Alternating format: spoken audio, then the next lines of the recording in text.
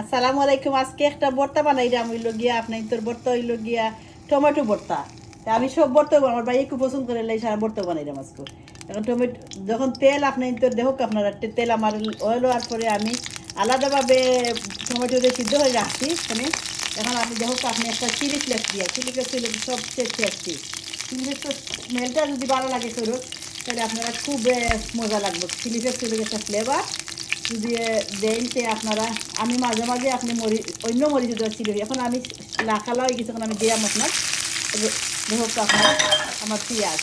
আমার পেঁয়াজটা যেগুলা অলমোস্ট অলমোস্ট বড় বড় পেঁয়াজ রাখছি, কারণ আমি বাদে হাত দিয়ে মাখিয়ে আমি করবো, এর লাগে বড় রাখছি, কারণ বেশি করার পরে টেস্ট চাই না আপনার ভিতরে খেলাম। এখন আমি ওই দিকটা দিয়ে দিলাম, অলমোস্ট হয়ে গেছে। এখন আমি দিলাম ওই যে টমেটো রাখলাম আপনার ভিতরে, টমেটোটা দিলাম।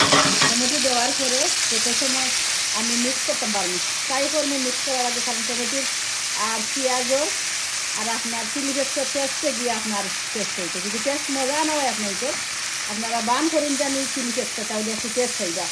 এখন আমার অলমোস্ট শেষেই দিচ্ছে আপনারা, আমি এখন ধনিয়া দিলাম। ধনিয়াটা দেওয়ার পরে মাত্র 1 মিনিট রাখলাম।